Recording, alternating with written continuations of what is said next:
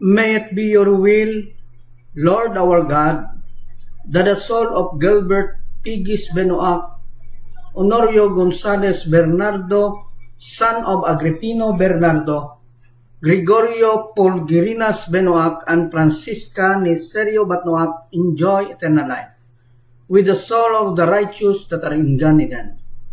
May this entire lecture bring peace to the soul of Gilbert Pigis Benoac, Honorio Gonzalez Bernardo, son of Agripino Bernardo, Gregorio Polgirinas Benoac, Francisca Neserio Benoac. May it be your will before you, Lord our God, that no mistake should happen to us, and that we should not stumble in the matter of Turalo, and that our friends will be happy with us, and that we should not say about something clean that it is unclean, or of something unclean that it is clean. Nor should our friends stumble in the matter of Turalo, and we will be happy with them. For the Lord will give wisdom, from his mouth comes knowledge and understanding. Uncover our eyes, and we will see wonders from your Torah. Blessed are you, Lord our God, King of the universe. May the words of my mouth and meditation of my heart be acceptable before you, Lord, my rock and my Redeemer. Amen.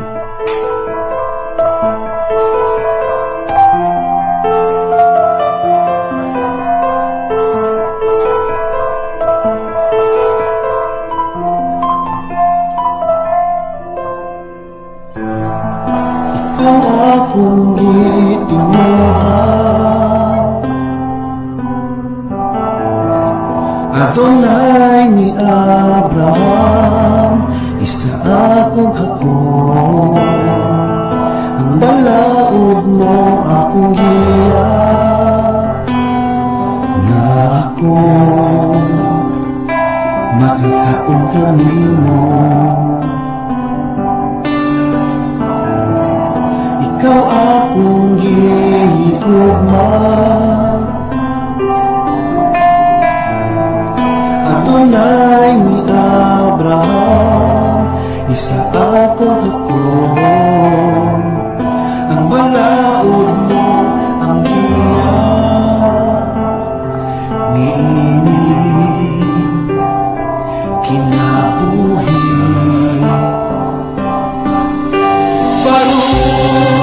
Adonai Elohai Israel, Hashem dayon ka sa kanunay.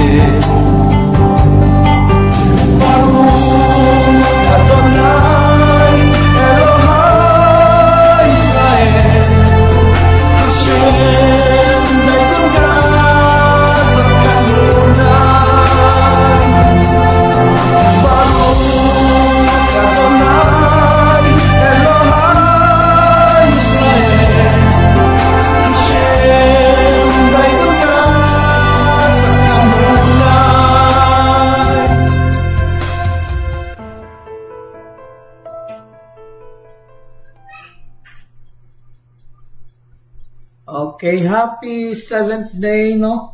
To all. Nalimutan ko. Happy 7th day to all and gandang gabi po sa lahat. Okay? As I promised, no, na balik tayo doon sa parsya. Wherein, explain ko nga pala, no, lalo na dito sa mga bago na yung tinatawag na parsya, sa English yan siya is section. So, bali yung buong tura na Genesis, Exodus, Leviticus, Numeros, and Deuteronomy, yung 5 books ni Moshe is divided or are divided into 52 sections. 52, sometimes 53 sections. And each section is called parsha. Parsha means section.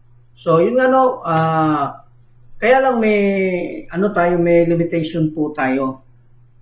May limitation po tayo. Kasi hindi naman po buong tura ng Jewish is actually allowed ang especially when it comes to offering. Siguro pwede nating pag-usapan para malaman din natin, no, kung paano nila gagawin. Pero hindi po tayo lalalim pa doon sa nararapat according to what is teach, no, dun sa parsya.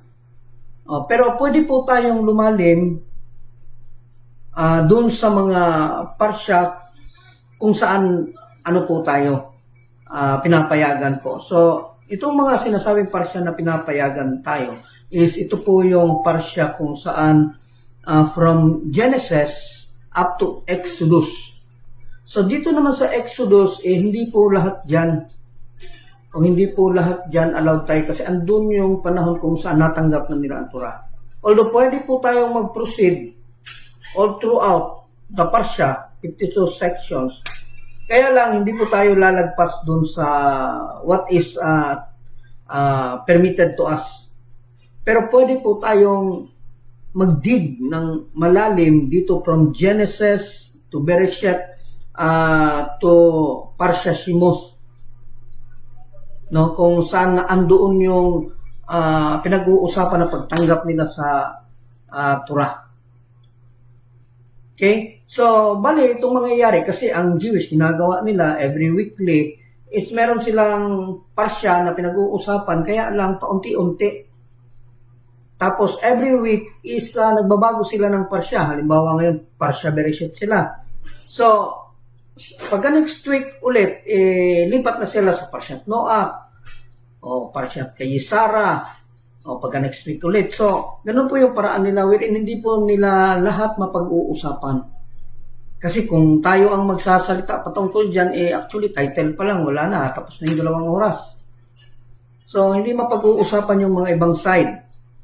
No, pero dito po sa atin, hindi po tayo magmamadali. Kasi nga, focus lang tayo doon sa what is allowed. Pwede tayong dumiretso, kaya lang, for informative na lang po. Para malaman natin kung ano nangyari sa kanila, para maintindihan natin sila bakit ganyan sila. Pero kailangan lumalim tayo doon sa ano. So, dito tayo sa Parsha Genesis or Bereshit, lalalim talaga tayo. Andun yung literal, yung sat na side, no? Andun yung sa Rimish, andun yung Drush, at konting sud, konting pardis, sud, konting sud. Kaya lang dun sa sud, hindi tayo magdidig doon sa book talaga nila, kundi magkukot lang tayo kung ano ang sinabi nila. Okay, hopefully maintindihan to, ha. So mag-start po tayo sa Genesis, no, sa Bereshit. So sabi ko nga, feel free po to ask question. Then di po tayo nagmamadali doon sa topic. Then kung ano ang hindi matapos, kung hanggang saan lang tayo, bukas ulit. Gagawin po natin to every Saturday lang po. Other day is doon po tayo sa 613 in relation to 7 laws. Then balik ulit sa 7 laws, balik ulit sa 613 hanggang matuto talaga lahat. Okay? So, andun sa Tura, no? Tura means five books of Moshe. Okay, maiintindihan natin yan mamaya kung ano nangyari dyan. So, sabi doon sa Genesis chapter 1, verse 1. Dito lang muna tayo, focus lang tayo dyan. In the beginning, God created the heavens and the earth. So, napakasimple po ng pagkasabi wherein na hindi siya gaano napapansin o ng mga magbabasa. Pero, hindi po yan siya ganyan. Napakalalim po ng ibig sabihin nung pagkasabi in the beginning. Andun pa yung God created the heavens and the earth. Actually, itong pagkakasabi na to that is only one verse in chapter 1 dun sa Bereshit or Genesis. Chapter 1 lang chapter 1 verse 1 lang yan siya, isa lang yan siya. Pero kailangan nating maintindihan ano ibig sabihin yan. At hindi po yan madali. So, dito sinabi na nung pagkakasabi na in the beginning, meron po yan siyang malalim na connotation. That God wants a place to live with His people. Gusto niyang isang tirahan na kung saan kasama niya yung mga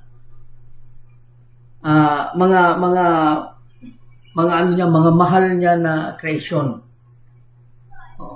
Yung mga mahal niya ng mga righteous na tao. Particularly din dun sa mga Jewish. Gusto niyang magkaroon ng isang tirahan ang mga tao. Kasi nasabi ko nga maraming beses na that Israel were actually a part of God. Even before the creation, even the shattering the vessel. Wala pa lahat. Israel is already in the mind of God. So, nasa isip niya siya ni God. So, ibig sabihin, kaparte siya ni God. And God wants to have a place wherein gusto niya nang i-separate ang Jewish people kasi nga gusto niyang magkaroon ng connections. Kaya sana maintindihan natin na pag sinabing connection, meaning you are not one, but a separate entity. Kasi may connection, ibig sabihin yan, dalawang portion yan sa dalawang dulo, tapos magkaroon ng connection. Samantalang, nung wala pa lahat, isa lang yan sila. Pero ang God gusto niya na magkaroon ng connection. In order to have a connection, kailangan nilang mag-separate. Doon po magsisimula yung isang realization. So katulad po ito ng isang tao na sasabihan mo na, Dong, gawan mo ako ng bahay. How can a person build a house when there is no instruction to build a house? Walang instruction saan haharap yung pinto, saan banda ang kusina, gaano kalaki. Walang instruction. Your mission is to build a house. So, paano gagawin yung gano'n ng mga utos? So, kailangan mag-obserba nung inutusan kung ano ang gusto ng may-ari. And that makes sense, para magkaroon sila ng connections. Sabi nga maalala ko yung palabas ni Sarah Geronimo, connections that you don't have.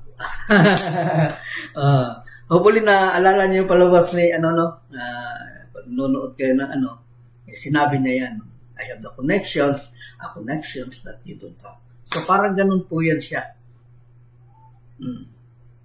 So, nagpadala ka ng tao, inutusan mo for a particular mission. Ang problema, hindi niya alam kung ano ang gagawin niya because there is no instruction kung paano niya gagawin yung mission niya. So, dapat kasi, kung uutusan mo yung isang tao, dapat naka-outline kung ano ang gagawin. Di ba? Halimbawa, anak, gawa ka ng bahay ha. Gawan mo si Papa ng bahay. Yung bahay natin, ganito yung sukat. O 10 by 20. Tapos, nakaharap ang pinto doon sa daan. O tapos, 4 na andana or isang andana lang. So, may instruction talaga para alam ng anak kung ano ang gagawin, ano ang materialis na dapat para magawa yung utos ng kanyang tatay. Ang kaso dito sa nangyari sa atin, wala po. O, kailangan natin ang realization. Dahil ang ibigay po sa atin is only an allocation.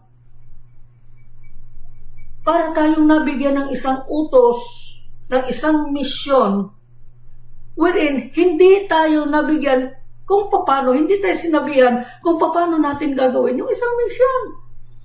Na mamalingki ka. Ha? Mamalingki. Anong kailangan mamalingki? Pera. O, saan ako mamalingki? Saan ako sasakay? Saan ako dadaan? Anong bibilin ko? So, kung sasabihin lang mamalingki, paano mamamalingki yan? Walang instruction. So, parang ganun lang ang nangyari. So, para masunod natin ang gusto mangyari ni Hashem, we need to discover the wants of Hashem. Kailangan po nating diskubrihin. That's our mission. Inutusan tayo gumawa ng bahay. Ano bang gusto niyang bahay? Dito sa bahay niya, gusto niyang magtambay ng sala. Ang bahay niya, syempre, may sala kasi gusto niya magtambay ng sala. So, kailangan po naka-outline doon sa mga isip natin ano ang gagawin. Dahil hindi po tayo nabigyan ng outline. Kaya kailangan tayo mismo ang maghanap ng outline. Para makita natin kung ano ang gagawin. Kailangan isa-isip muna natin ano nga ba forma, ano nga ba gusto niya, anong paborito niyang bahay. Sa kusina siya, gusto niyang humarap sa bintana, nakaharap sa sun. So kailangan ang kusina nakaharap sa sun. Dapat observant po tayo doon sa nag-utos na sa atin kung ano ang gusto niya sa bahay. Kasi wala siyang sinabi kung ano ang gusto niyang i-build na house. Basta nagsabi lang siya, mag-build ka ng house. Napakahirap po intindihin, no? O para po sa mga, medyo mahirap po to siya intindihin. Pero okay, diretso pa din tayo. So, ang nabigay po sa atin is only an allusion that we have a mission. Hindi po tayo pinanganak na wala lang. Dito lang, magpakasaya lang, mag-uulang sa mga, malungkot dun sa mga bagay na problema. Hindi po ganun. May mga, po tayo, bakit tayo pinanganak? May mga certain mission po tayo na minsan hindi natin maintindihan. What really my purpose of living this corrupted world? Diba? So, kailangan po natin mag-isip.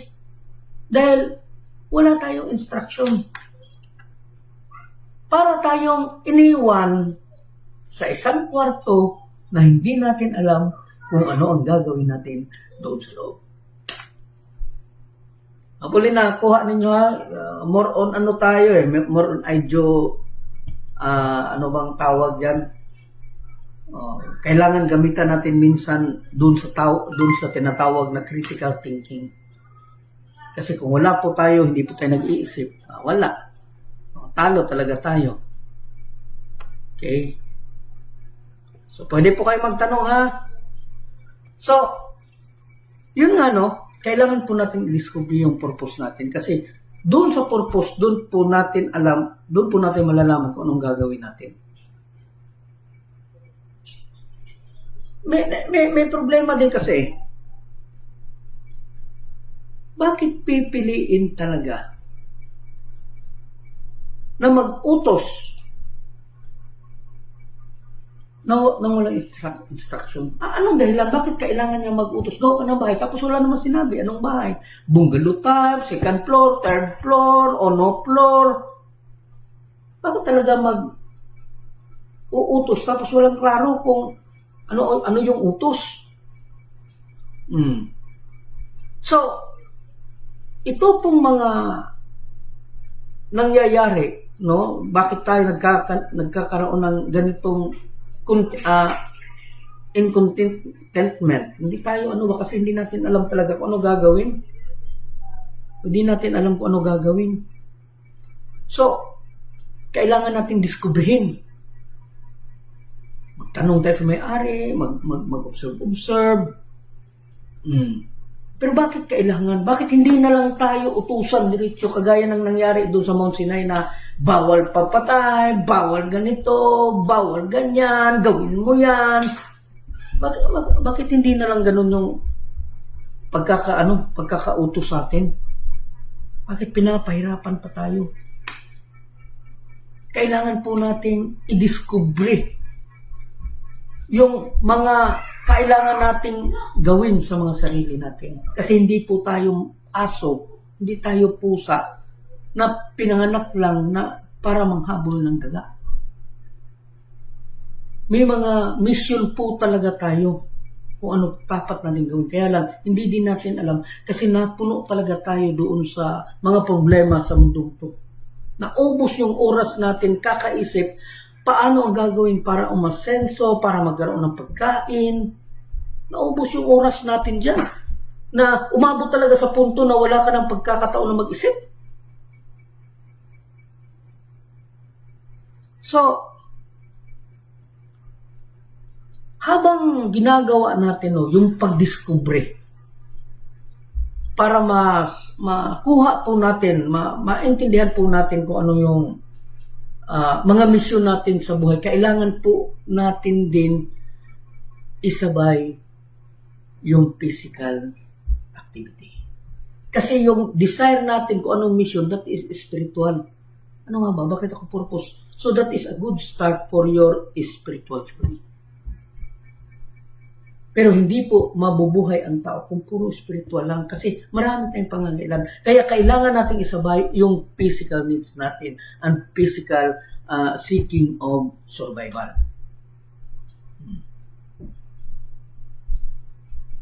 So kapag ka nagkamali tayo doon sa gustong mangyari ni Hashem, na kailangan nating madiskubre kung ano ang gusto ni Hashem. Kapag ka nagkamali po tayo, ang opportunity po sa mga sarili natin para makita kung ano ang totoo is mawawala. Hopefully nakuha po natin, no? Hopefully nakuha po ninyo. No, medyo kailangan po natin ng So, ibig sabihin, pag nagkamali tayo sa paghanap sa purpose sa mga sarili natin, tapos nagkamali tayo, yung opportunity na makita mo yung sarili mo is hindi mo makikita. At ang opportunity na yun na makita mo, mapupunta po doon sa iba. Kaya kailangan natin ang ibang tao kasi our opportunity has been lost. Kaya kailangan ko si Jason Benoit na magsalita sa harap para maintindihan ko kung anong ibig sabihin ng particular na tura na to. Because our opportunity is nawala dahil nagkamali po tayo. Jason Benoit, an illusion kasi is a cognitive bias where most people fall trap about it, perhaps even a very well-educated person victimized of this psychological dissonance. Wala akong naintindihan dyan, brother. Malalim masyado yung English mo. Okay. So, ganun lang po, no, sa pinakasimple po na pagkakaintindi, kailangan natin diskubrihin yung mga misyon. Kasi, may instruction ng Hashem, hindi natin alam, kailangan natin diskubrihin kung ano gusto mangyari ni Hashem para masunod natin, magawa natin yung mga misyon natin. Kaya lang, pag nagkamali po tayo, mawawalan po tayo ng opportunity para makita yung ibang misyon. And our opportunity para makita yung opportunity to ourselves, na makita natin yun using ourselves only, na makita natin yung opportunity natin, Mawawala kasi nga nagkamali. So mapupunta po ang opportunity na yon doon sa ibang tao. Kaya kailangan natin ng ibang tao para magpaintindi sa atin sa mga bagay-bagay kasi nawalan po tayo ng opportunity na maintindihan natin sa sarili natin. Kaya kailangan natin ang ibang tao na mag-explain. Because our own opportunity is nawala. Hopefully na kuha ninyo han. Medyo malalim na tong natin. So, doon po sa pag-discovery natin, kailangan po natin tanggapin yung sinasabing win or loss. Kasi kahit na na-discovery na natin, there is always a possibility na hindi po tayo magsasucceed doon sa mga mission natin. Dahil nga doon sa mga physical needs, physical desire, tapos andun pa yung kakulangan mo sa resources dahil nga ang trabaho natin is ganito lang, kulang tayo ng kinikita kung sa sarili natin kulang na, ano pa kaya doon sa spiritual? Hindi naman din pwede na sa spiritual walang gastos kasi nga magbibigay ka ng tsidaka doon sa ibang tao. Tutulong ka doon sa ibang tao at walang tulong po na hindi kailangan ng pera. Kasi ang pinakamalaki talagang tsidaka is when you give money to the poor. Kasi pinaghirapan mo yan eh. So, yun nga kailangan po nating madiscovery. Kasi kapag na-discover natin, doon po natin makita ang true value ng mga sarili natin. Hanggat hindi mo makita ang mission mo, hindi mo makikita gaano ka kahalaga sa mission to.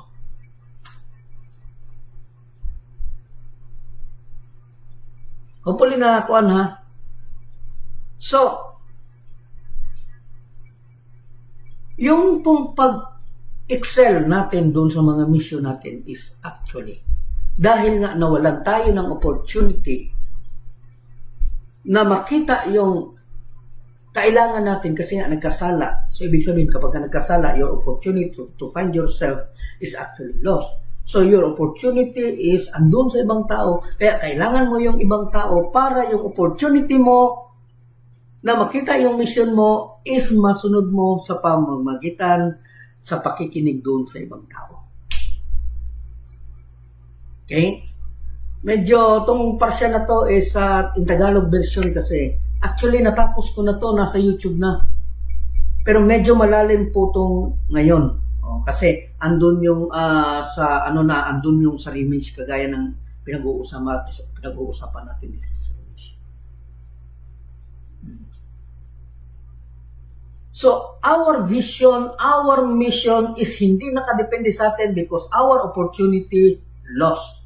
So, nagatipindi yan siya doon sa mga taong nag-e-explain para maintindihan natin yung mga mission natin. Kaya kailangan natin ng ibang tao dahil yung opportunity natin na maintindihan ang mga bagay-bagay is nawala dahil nagkasala. Okay?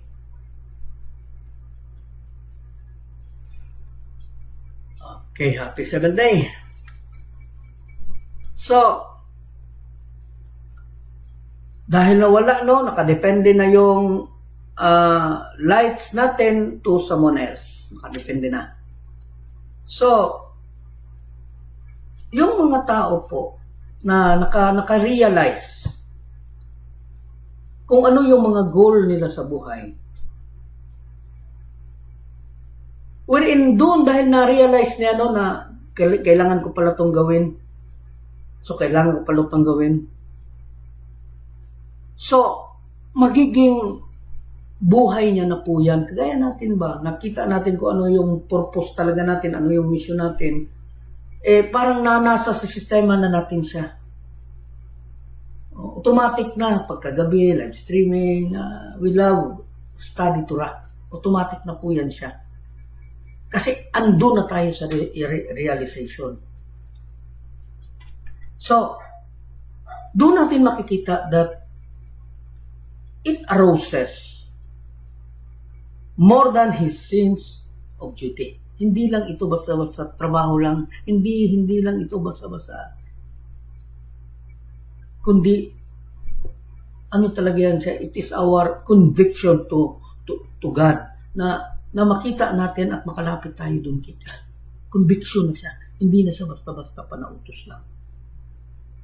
So, our mission will become more deep. Will become lalalim po yan.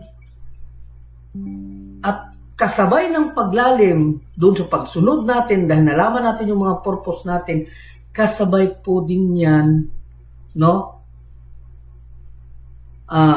Kasabay po din yan doon sa magiging parte na po sa ano po natin, sa mga sarili natin. So, hindi lang yan siya duty lang, ibig sabihin may malalim pa na ibig sabihin, at doon makikita natin na within ourselves, within Him, or within ourselves, na yung mission na yun becomes part of His own thinking. Nasa isip na natin, kailangan na natin gawin kasi nasa isip na natin.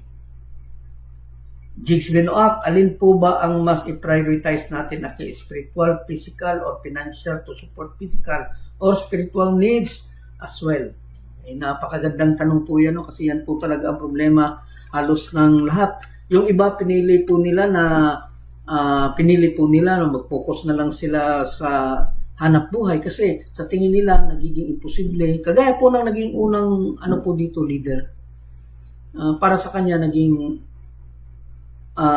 imposible no na makamit talaga yung iniisip natin na spiritual level.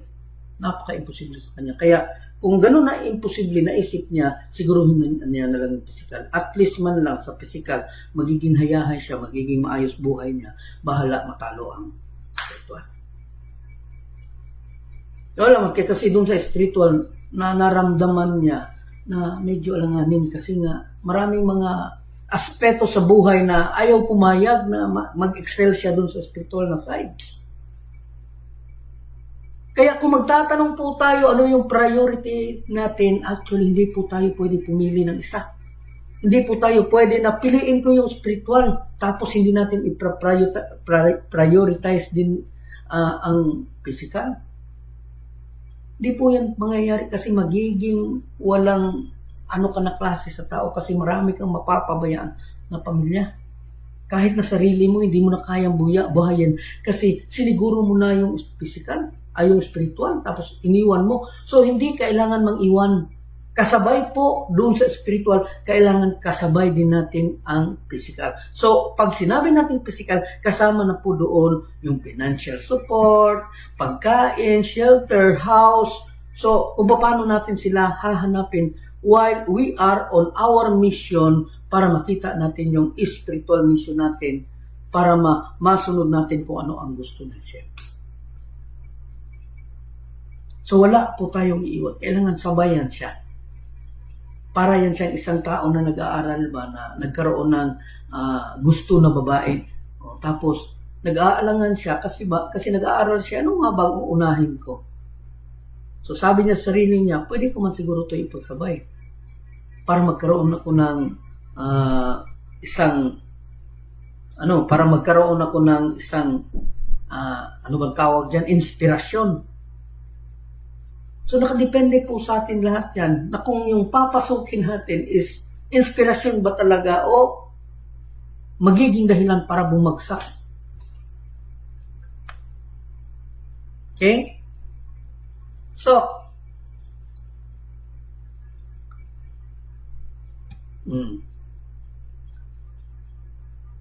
when the Torah describe creation, so, naintindihan na natin, bakit kailangan natin, na intindihin yung sarili natin kasi ang God is nagbigay ng isang utos na hindi natin alam kung anong gagawin.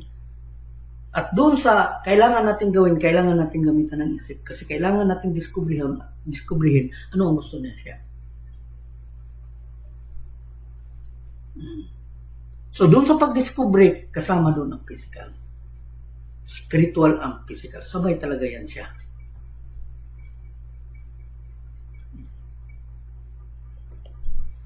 So, the same way, no? Parehong idea, apply po yan doon sa creation ni God. Kasabay po yan sila. Parang pareho lang ba na idea doon sa example na naibigay natin. Doon sa panahon kung saan ang Torah is nag-describe, nagsalita, no, patungkol doon sa creation, lalong-lalo na doon sa pag-create ng heaven and earth. Its first words, no, yung unang bigkas diyan sa Torah, ang sabi, let there be light. Ang sabi is not let there be light. Hindi let there be light ang unang sinabi, kundi ang unang sinabi, void and darkness. Kasi nga nakitang void and darkness, kaya sinabi ni Hashem, let there be light. Bakit kailangan mauna ang void? Bakit hindi na lang ginawang let there be light? Hindi na lang ginawang maayos. Bakit? So, sabi ng mga sages, no, para doon sa mga bagong tagapakinig o doon sa mga makikinig pa sa live na to, ito po sinasabing sages, ito po yung mga tao na nag-explain, no, kung ano ang ibig sabihin nito. Sila po yung mga righteous person na nakasunod doon sa Torah ayon kung anong klase silang tao. Gentile sila, nakasunod sila doon sa 7 laws, tapos, nag-excel ka doon sa ano mo, so pwede ka tawagin sages. Kung Jewish ka naman, kung nag-excel ka doon sa pagiging Jewish mo, masenso ka doon, yung talino mo, lalo ka naging matalino, then pwede ka rin tawagin sages. So pareho sila may mga sages. So according to sages, ang God is actually nag-explain doon sa motive niya in creating the universe. Nag-explain siya ba kung ano ba talaga ang motibo ni God? Bakit nag-create siya ng universe? Anong motive niya? So, according to the sages, his motives, God's motives, actually, his desire, no, na magkaroon ng dwelling place in the lower realm. Para magkaroon po ng isang tirahan doon sa baba. Yun po ang desire ni Hashem. So ano itong dwelling place? So a dwelling place is much like a home. A place where one's essence is manifest. Kung saan, itong lugar kung saan pwede ipakita ni Hashem yung pagiging God niya. So the term lower realms refers to our material universe. Itong mundong itong Asia na to, ito po ang sinasabing lower realm. So, andun siya, gagawa siya ng isang lugar kung saan matatanggap yung ano niya, na ang lugar na yon is tinawag na lower realm, at yung lower realm is ito yung mundong ito na physical. Curious lang po na sa tanong sa Bereshit po, prior po sa pagsabi ni Hashem na let there be light, bakit hindi nabanggit doon na doon sa Bereshit prior sa let there be light, ang creation niya na void and darkness. Salamat po. Okay, nung hindi pa niya nasabi, nasa Genesis yan 2, chapter 1, verse 2, 3, no, hindi pa niya nasabi let there be light, nasabi niya na and the earth was void and wala ba? Pangitingnan, walang laman, void and empty. Then separate the space. Separate the water from the land. Kaya nagkaroon ng space. Kaya sabi ni Hashem, let there be light. So napag-uusapan na. So napag-uusapan na siya. So doon nga, no, God wants His dwelling place to be a part and parcel of this lower realm. Gusto niya ng isang lugar kung saan pwede siyang tumira na iba doon sa nakakalagyan niya. Because God wants a connection from His creation. So, ibig sabihin, connection, magkahiwalay. Tapos nagkaroon ng connection. Not just a part, because all creation is part of Hashem. Part yan siya ni Hashem. So, it's not so. Kung part ni Hashem, how can He prove that they have connections? So, kailangan ni God na i-separate yung sarili niya doon sa creation niya.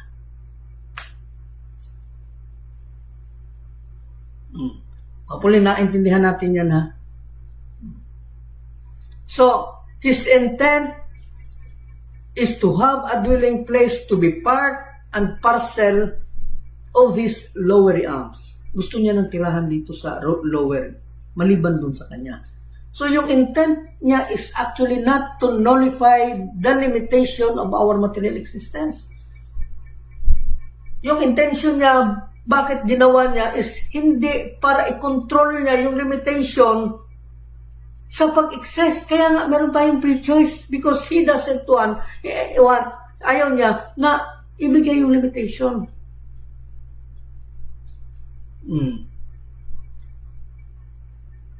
His intent is not to nullify the limitation of our material existence, but rather to manifest para makita sa sarili natin yung mga limitation natin. Kasi iba ang limitation ni God sa atin. Hindi natin makakaya. So gusto ni God, hindi yung limitation niya ang makita natin, kundi yung limitation natin. Kasi kapag ka ginamitan ng limitation ni God, every time magkamali ka dyan, papaluin ka ni Hashem, papatayin ka ni Hashem. Dahil ito yung requirement ko para sa inyo, pag hindi nyo sinunod, palo kayo. Pero gustong makita ni Hashem na ayoko niyan. Gusto ko madiskubre ninyo sa sarili ninyo yung mga limitations ninyo.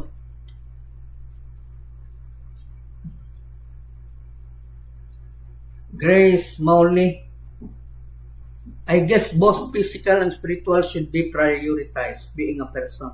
But in the community, a leader and a member has different rule. The leader has to focus on studying the Torah, while the members supporting the leaders monetarily. This is a role model of Sibulon and his brother para hindi ma-malnourish ang community. Actually, ano po yan noon? Maganda po talaga yung ganyan sana. Kaya lang, medyo lalo na sa mga kapatiran natin na medyo mahirap. Kaya ginawa na lang po natin na kapag kami maitulong, lalong-lalo na dun sa mga leaders natin, hindi lang naman akong leader dito. So, pwede po magtulong. Pero hindi po siya compulsory kahit na wala, gaya ng ginagawa ng iba na ginagawang talaga compulsory. Pag sinabing tent, bigay ka talaga ng tent. So, kahit na hirap na yung tao, ayun. So, dito, maganda na tumulong talaga sa community kasi paano, halimbawa sa Mandawi, yung mga member nila, mga hayahay, mga maayos, mga attorney, may mga teacher, tapos yung leader nila, taxi driver, tricycle driver.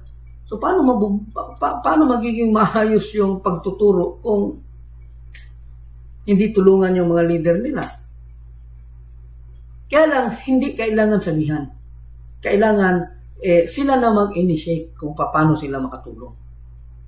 Yun po ang yun po ang idea diyan. Kasi hindi po pwede na nakawan natin sa harap-harapan yung mga tao. Kahit na hirap-hirap na sila, obligahin pa natin, wala. Talo tayo diyan. So initiative po yan dun sa mga tao nakakaintindi. Wherein napakaganda po niyan. Actually tama yung sinabi ni Grace Molno na this is a great example between Zebulon and sino ba yung isa?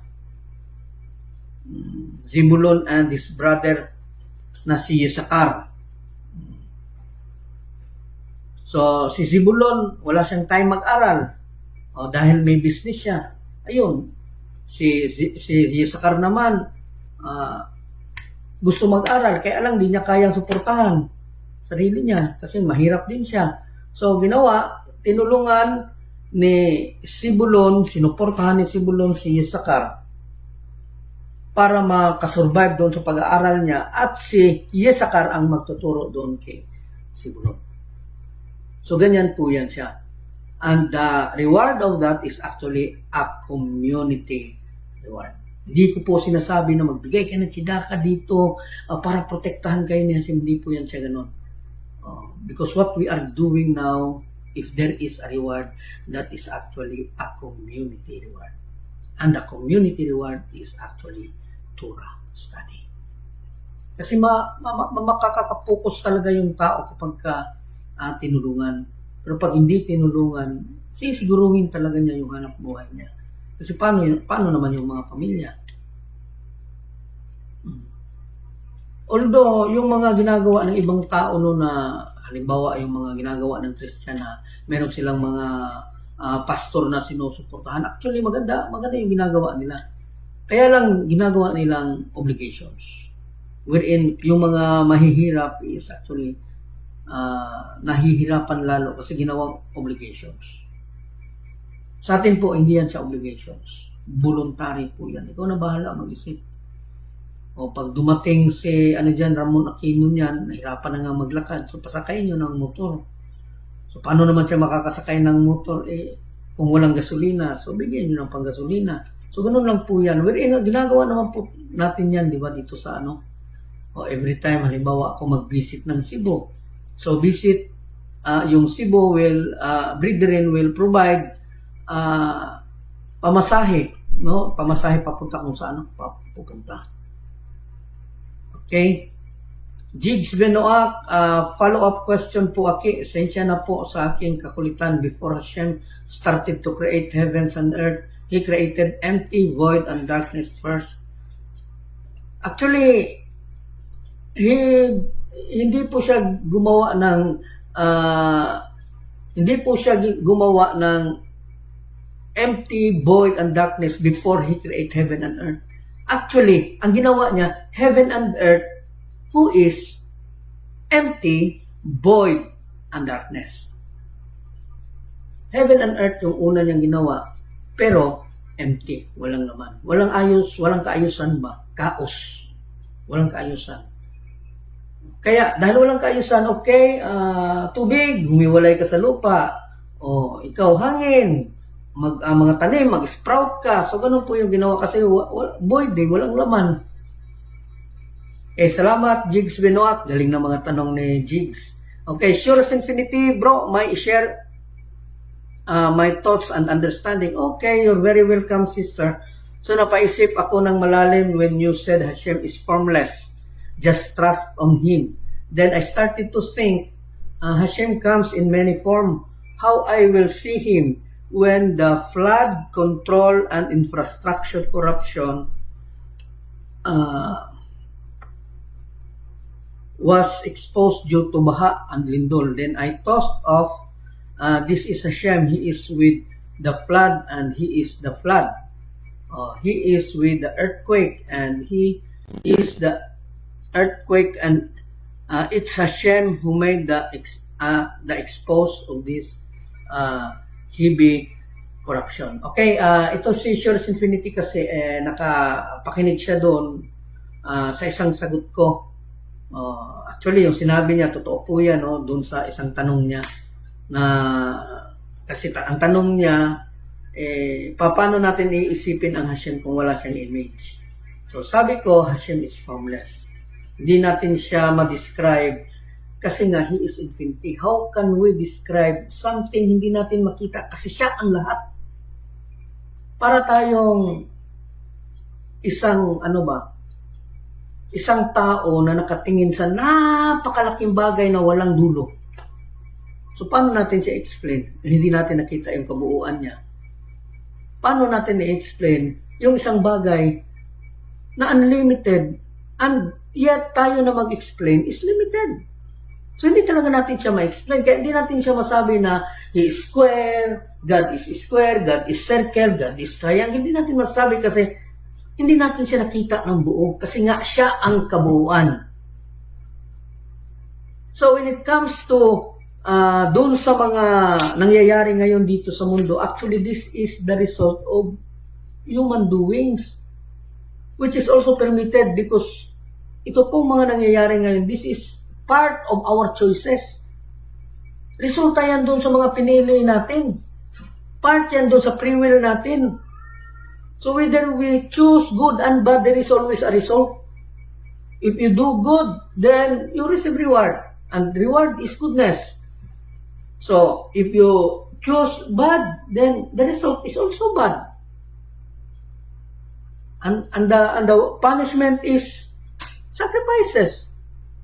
So this is our doings. Bakit nagkaroon ng ganyang andyan yan lahat, pinapili tayo. Saan ka pupunta? Dito sa maayos o dito sa maayos? Akala natin maayos eh. Tulog pala. Kasi siya talaga lahat dyan. Siya talaga kasi siya pumirma. So accountable talaga siya dyan. Lahat ng mga dyan, accountable. Lahat ng mga presidente, accountable dyan. So, hindi niya pwede ipahid dyan kasi siya ang nagpirma. So, resulta yan dun sa mga choices natin. Ako, kalaki ko kaya ang BBM. BBM ba ako? Andiyan kaya si Inday. Ito kasing si Sister Claudia. Dahil sa kanya, naging BBM ako eh. Samantalang bunggo yung gusto ko. Bunggo talaga ako eh, hindi tumakbo. So, nag-isip ako. Ito naman si Claudia at si Sister Claudia at si Oscar Siging Lalis. Yung isa, ito yung gusto, yung isa. Malakas ako kaya malakas sa akin si Claudia eh. Pakinggan kaya si Claudia. Wala naman ding ibang maayos dyan. Kasi BBM na lang. Ayun. So, resulta yan dun sa mga choices, no? Hindi natin alam, mahilig pala matulog. Yung ginagawa. So, yan. Inasa talaga doon sa tao na medyo bulay o wala. So, kailangan nilang panagutan yan. Okay? So, salamat doon sa tanong, hindi ko na masyadong yan. Kasi alam ko din na hindi tayo pare-pareho ng perspective dito. Merong mga sa kabila, sa kabila. Pero sa mga nangyayari ngayon dito na corruption, actually kailangan talaga may managot yan. Dahil napakalaki ng utang natin, gayong wala naman tayong calamity. Kaya Duterte, malaki yung utang, yes, pero may calamity. Ngayon, malaki ang utang, walang calamity, wala pag yung project. Paano magkaroon ng project, ininakaw, goes. So, paano natin yan? So, yun nga, balik tayo doon, Yung gusto mangyari ni Hashem is yung existence, although part niya ang lahat ng bagay, pero gusto niyang ma-separate. Para ma-recognize that He is God. Kasi halimbawa ako, pagpalagay natin, teacher ako, how can I prove to myself, teacher, if ako lang din magsasabi na teacher ako, tapos wala akong tinuturuan. So, kailangan maghiwalay kami ng tuturuan ko at ako para masabi nila na I am a teacher. Nakuha niyo yung logic?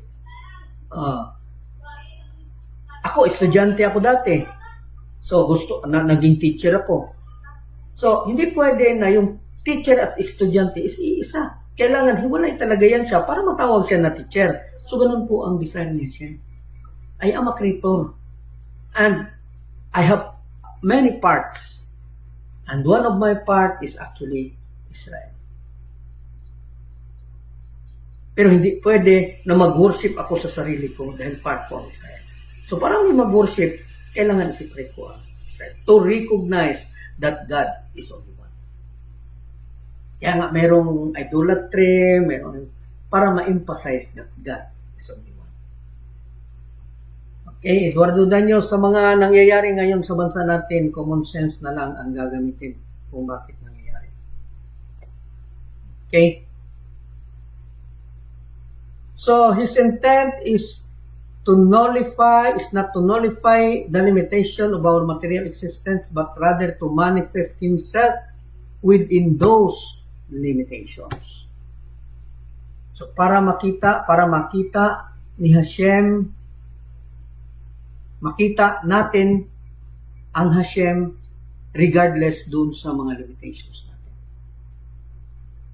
Para makita natin yung opposite side. Kagaya ng napaka simple po na allegory. Halimbawa po, paano magpapunction ng isang kuryente? Doon po tayo sa electrical. May iba line to ground, may iba AC. Kaya ang AC po, dalawa sila. No? Alternating current, palit-palit.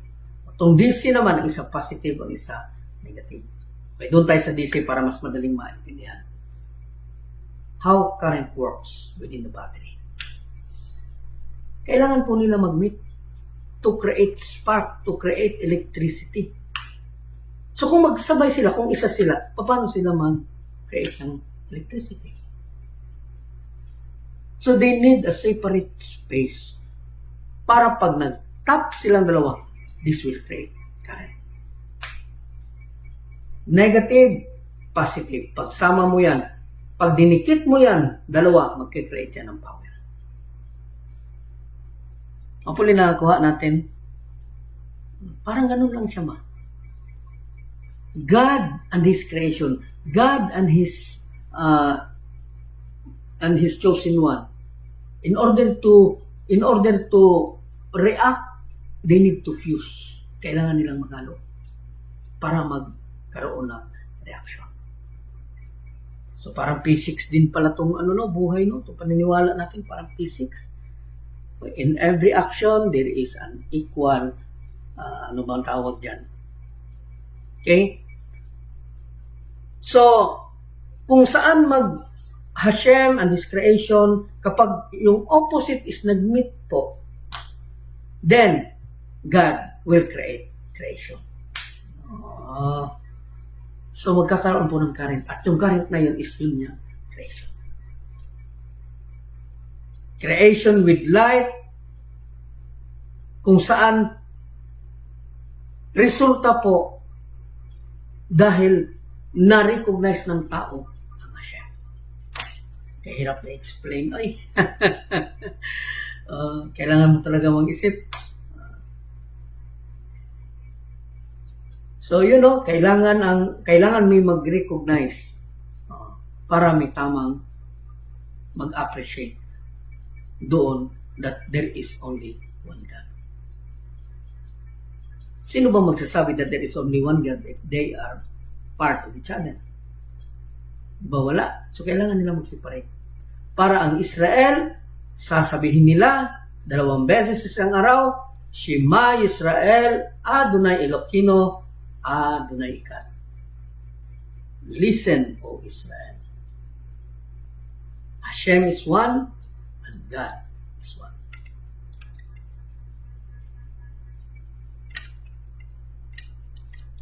Okay? So, Michael de la Serna, from Zamboanga, he is also one of our leader, future leader. Kailangan talaga may negative and positive para magkaroon ng spark hanggang magkaroon ng light.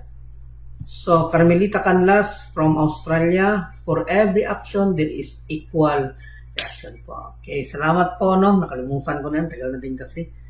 Tapos kasi ako ng physics 1 to 4, kaya lang wala nang naalala. Okay, in every action, for every action, there is an equal reaction. Okay, salamat Sis Carmelita Canlas, doon sa pagpapaalala. So, yun po, where opposite meet, sabi ni God, then God began creation with light. Kakaroon po ng light. Di ba? Positive pop. So, di ba? Kakaroon ng light. Then, He too God also created a world that recognized Him. Because there is now power, there is now creation, then pwede na po siyang gumawa ng isang mundo para ma-recognize siya. Why Hashem created the earth for the sake of Israel, and yet mas marami pa ang Gentile na naninirahan kaysa Israel. Okay. Why Hashem created the earth for the sake of Israel? Napaka-ano po niyan, brother, no? Kasi kailangan natin ma-explain na ang Israel is the reason why everything is created. Okay, ganito po yan. Sa panahon nung wala pa ang creation, ang Israel is nasa isip na ni Hashem. Ang soul ng Israel is nasa isip. Nag-uusap-usap sila. Sabi ni Hashem doon sa Israel, gusto ko sana bigyan ka ng isang tirahan. Kaya lang nakita ko na pandul-pandul ba? Or sa ano pa, palagi nadadapa. Palagi nagkakasala. So sinagot naman ng Israel na, Hashem, sige lang. Dapa kami, pero pagtawag mo, lalapit din kami. Pagdating sa dulo, kami pa din. So, yun, na tanggap ni Hashem, okay, gawa tayo ng mundo na para sa'yo. So, everything is created because of Israel. Kaya nagawa. Sabi naman ng iba, unfair masyado. So, ibig sabihin, ang Israel lang ang mahalaga kay Hashem kasi siya ang parte ni Hashem. So ano naman tayo? Paano naman tayo? O pag sinabi ng mga rabbis na we are part of creation, we are just a creation, ang hirap tanggapin. Kasi ang Israel part of Hashem and Gentile is just a mere creation. Hirap naman yan, brother Yung. O, di ba? O, yun ang problema sa atin kasi hindi natin matanggap kung ano yung katotohanan. Tanggapin natin. The portion of Hashem and the creation of Hashem. Hindi naman pwede na hindi. Kaya nga may negative, may positive, then the result is equal reaction. Anong purpose ng Gentile? To support Israel so that we can help them to bring them to their redemption. Para madala natin siya kay Hashem. Kasi ultimo ang Israel, hirap na hirap silang makalapit dun kay Hashem. Kasi nga nahihirapan sila sa buhay kasi palagi silang hinahabol ng mga nations. So nagkaroon ng isang support system. Nahirapan sila. Kailangan niya ng support system. And we are the support system. Madala natin siya. So, sa palagay ninyo, pinabili ka ng tinapay. Tapos, nung nakadala na ako ng tinapay, binigay ko sa kanila. Palagay mo, kung ikaw ang nagpabili, bibigyan mo ba yung bumili? So, kung maayos ka mag-isip, bibigyan mo ng tinapay. Kasi, ang layo kaya ng pinuntahan niya para lang makabili ng tinapay.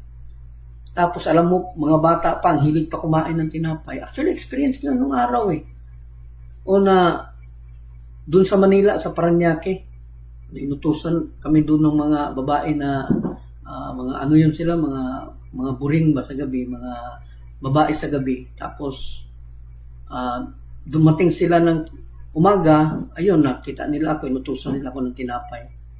So, nung pandesal, nung mautusan ako ng bili ng pandesal, di ako binigyan. Iyak ko kaya. Umiyak ako kasi gusto ko kumain ng tinapay. Tapos, di ako binigyan. So, iyak ako. So, napakasakit, no? Na tayo yung tutulong sa redemption, tapos hindi tayo makakasama dun sa pupuntahan ng part ni Hashem. Hindi naman ganun mag-isip ang Hashem. Hashem is full of mercy. He is a king of mercy. So, hindi maaatim ni Hashem na hindi tayo mawisik-wisikan kahit papano. Kasi hindi tayo pwedeng mag-demand Hindi tayo pwedeng mag-demand. We are just a mere creation. May hingi lang tayo ng awa kay Hashem. So, hindi tayo pwede magbuot. Hindi tayo pwede na tayo yung masunod sa gusto nating mangyari. At the end of time, ang Hashem pa din ang masusunod kung anong gagawin niya sa atin. So, it's better na lang na tumulong na lang tayo kahit anong mangyari sa atin, kahit na saan tayo dalhin na siya, bigyan man tayo o hindi, okay, that's fine. Ang importante, makatulong tayo, magawa natin yung mission natin. Our mission is to bring the portion of Hashem to Hashem.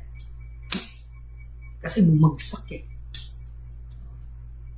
Kaya bawat salita mo at pag-aaral ng Torah may babala na influence. Yan galing kay Hashem. Kahit may baba na influence yan galing kay Hashem. Kahit na yung mga wicked na tao, basta patuloy lang sila mag-aral, mapupunta talaga sila kay sa good side. Yes. Everyone has its own chance. Kaya huwag talaga tayong magmalaki na tayo lang yung magaling. Yet true, ang mga Gentiles siguro ginawa yan para pagsilbihan ng mga chosen people. Correct me if I'm wrong. Hindi naman sa pagsilbihan. We, Jewish and Gentile, both will serve to Hashem. Hindi ibig sabihin na tutulong tayo to bring them into redemption. Tulungan natin doon para mabalik sila kay Hashem. Hindi ibig sabihin na katulong tayo.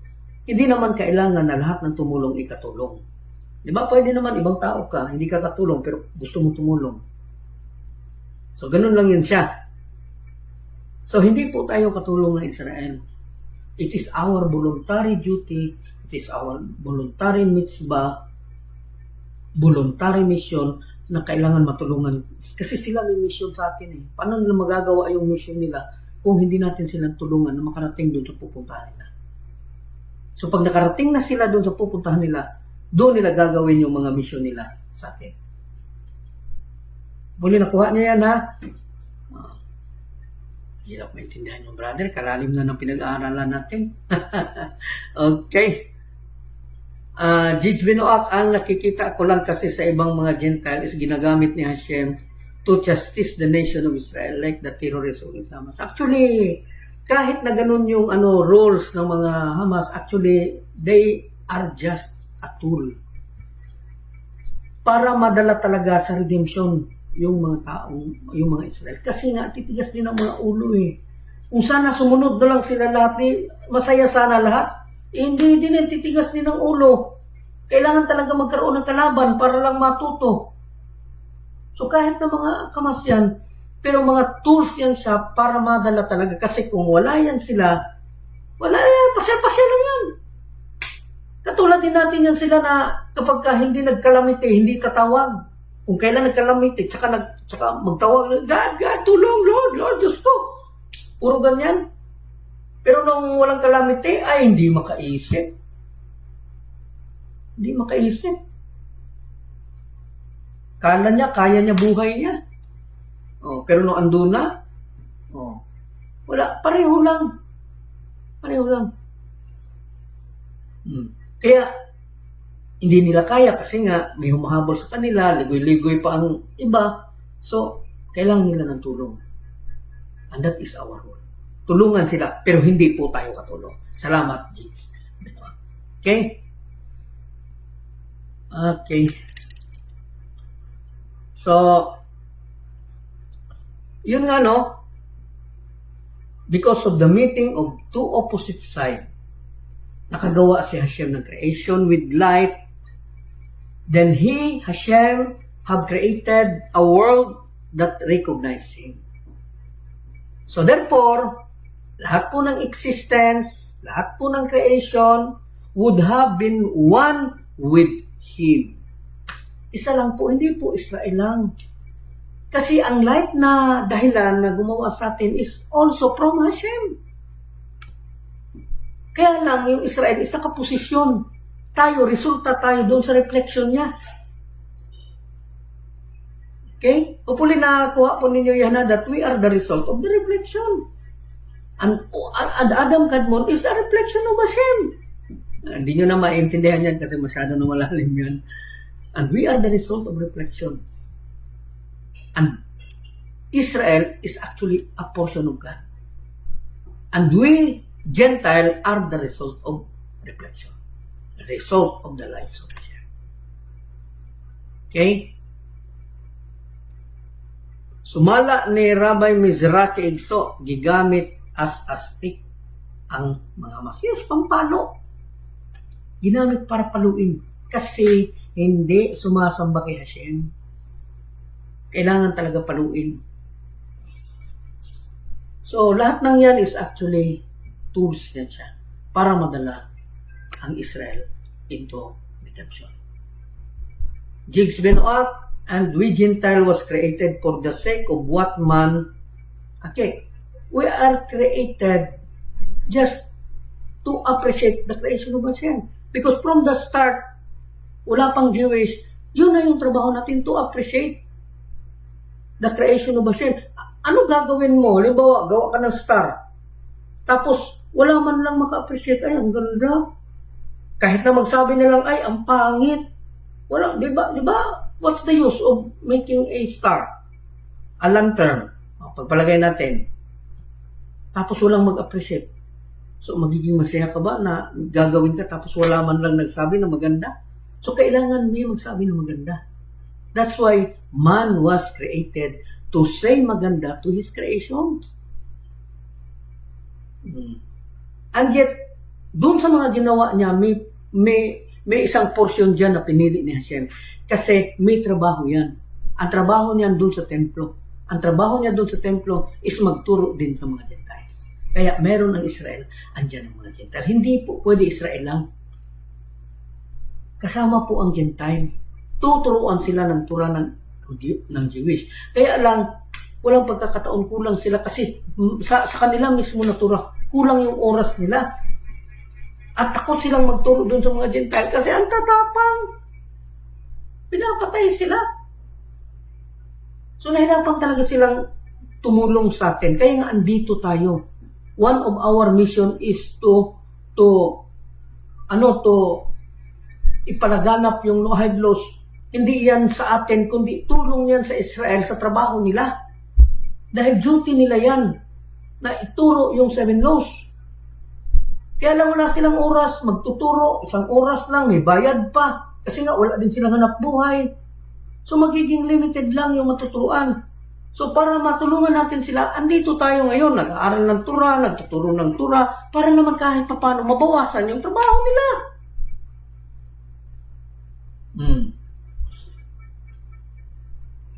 Salamat sa tanong, Jigs Benoak, Michael Diliserna, both Israel and Noahide ay may iba't ibang mission. Dumating ang panahon Israel teacher sila sa atin, then tayo Noahide ang mga students nila.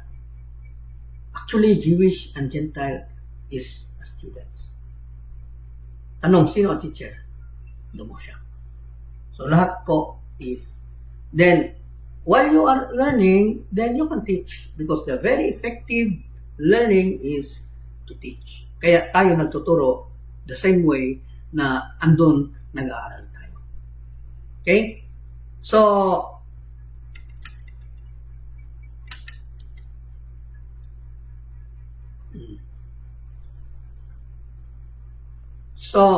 yun nga no, nagsimula nang gumawa ang Hashem para may mag-recognize sa kanya, may mag-appreciate sa kanya. Kasi hindi nga naman biro na gumawa ka ng isang bagay na wala man lang magsalita, ganda-ganda, wala man lang. So, all existence is magiging isa sa kanya. There would have been a lower realm. So, yung higher realm wherein andun ang God, gagawa siya ng lower, wherein yun din ang magiging apakan niya. So, yung higher at lower, mag-fuse yan. Pag nag-fuse yan, it will create lights. And the result of lights is a righteous nations. And tayo po yun. Okay? So, magandang gabi po sa ating lahat. We give thanks to you, Lord, our God, that you place our portion with those who sit in the study halls, and that you did not place our portion with those who sit in the street corners. For we wake up early, and they wake up early. We wake up early for words of Torah, and they wake up early for empty words. We work hard, and they work hard. We work hard to get reward, and they work hard and do not receive reward. We run and they run. We run to life in the world to come, and they run to the pit of destruction. Amen. You who dwells in the shelter of the Most High, who abides in the shadow of the Omnipotent. I say of the Lord, who is my refuge and my stronghold, my God, in whom I trust, that he will save you from the ensnaring trap, from the destructive pestilence. He will cover you with his pinions, and you will find refuge under his wings. His truth is a shield and an armor. You will not fear the terror of the night, nor the arrow that flies by day, the pestilence that prowls in the darkness, nor the destruction that ravages at noon. 1,000 may fall at your left side, and 10,000 at your right, but it shall not reach you. You need only look with your eyes, and you will see the retribution of the wicked, because you have said, "The Lord is my shelter," and you have made the Most High your haven. No evil will befall you, no plague will come near your tent. For he will instruct his angels in your behalf to guard you in all your ways. They will carry you in their hands, lest you injure your foot upon a rock. You will tread upon the lion and the viper. You will trample upon the young lion and the serpent. Because he desires me, I will deliver him. I will fortify him, for he knows my name. When he calls on me, I will answer him. I am with him in distress. I will deliver him and honor him. I will satiate him with long life and show him my deliverance. Amen.